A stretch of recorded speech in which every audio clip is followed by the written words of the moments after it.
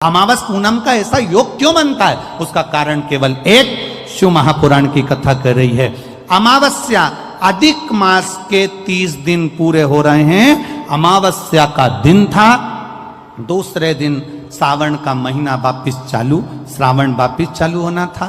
दोनों का जब संजोग होता है, सावन के अधिक मास का जब संजोग होता है, विराम का दिन होता है। आपको कथा में भी पहले कहा, मेहमान तुम्हारे यहाँ रहते हैं जब तक बच्चों को कुछ नहीं देते हैं। मेहमान जिस दिन जाते हैं 200-500 रुपए बच्चों को दे जाते हैं। अधिक मास का विराम का दिन और सावन का वापिस मध्य का प्रारंभ का दिन वापिस हो जाता है। जब अधिक मास विराम होगा, सावन वापिस चालू होगा, उस दिन 33 कोटि देवता, यक्ष, गंधर्व, देवता, पितर सब उस दिन लुटाते हैं, संपदा देते हैं, वैभव देते हैं। और उस दिन भूल से भी अगर एक कनेर का फूल शंकर भगवान पर चढ़ जाता है तो जिंदगी का सारा भंडार भर जाता है। एक पुष्प, कनेर देखा है? पंचपुष्प शिव महापुराण की कथा बाची है पहले, उसमें कनेर के फूल का भी दर्शन कराया था। ये रोड के ज्यादातर लोग ये कनेर का जो फूल है ना, रोड के बीच में लगा देते, क्योंकि उसको जानवर भी नहीं खाता, पशु भी नहीं खाता, पक्षी भी नहीं खाता, जहरीला इतना होता है, पीले कलर का होता है, लंबा, काम भी कुछ नहीं आता। बस वो कनेर का फूल, और आंधी तूफान पानी गिरता है तो जमीन पर टपक जाते, ढेर सारे गिर जाते। देखे कि नहीं देखे? अरे बोलो तो जम के, देखा है ना? उसको बकरी भी नहीं खाए, पशु भी नहीं खाए, पक्षी भी नहीं खाए, जानवर भी नहीं खाए, जहरीला कनेर का पीला पुष्प। भूलवश आज राजा नल और दमयंती जा रहे थे, उनको फूल नहीं मिले, शिव जी को समर्पित करने के लिए कोई पुष्प ना मिला। इनको अंदाजा नहीं है कि आज अधिक मास का विराम है, आज दूसरे दिन सावन का वापिस मिलन है। इनको नहीं ज्ञात था कि 33 कोटि देवता अपना भंडार लुटाने के लिए तैयार रहते हैं। हम कई बार एक बात बहुत अच्छे से आपको वर्णन किए हैं कि कभी मौका लगे और आप किसी कंपटीशन एग्जाम में बैठ रहे हैं, या एक ही जगह पर सर्विस करते करते बहुत समय हो गया और वहां पर उन्नति नहीं हो रही है, आपका प्रमोशन नहीं हो रहा, तब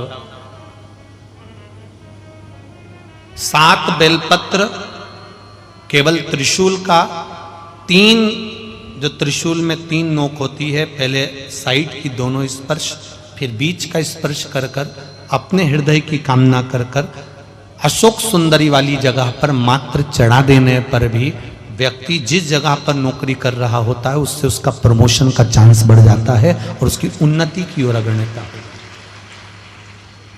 त्रिशूल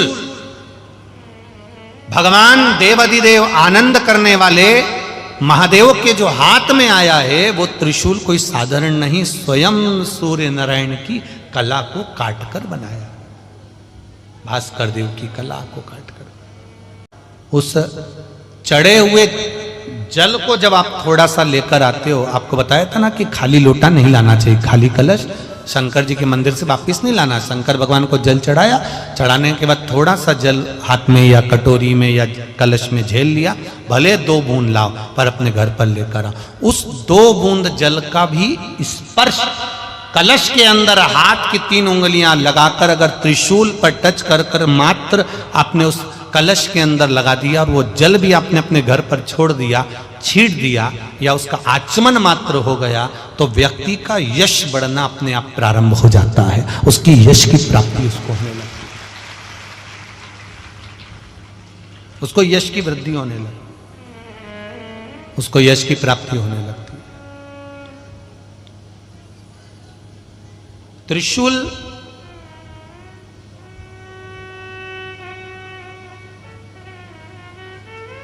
का दान, त्रिशूल का स्पर्श,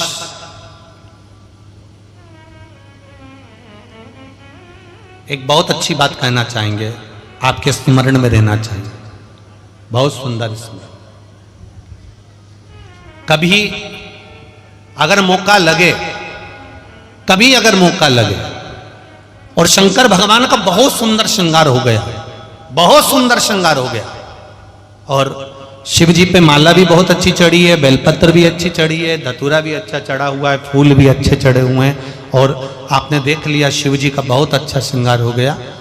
और तुम्हें कभी मौका लग जाए ऐसा,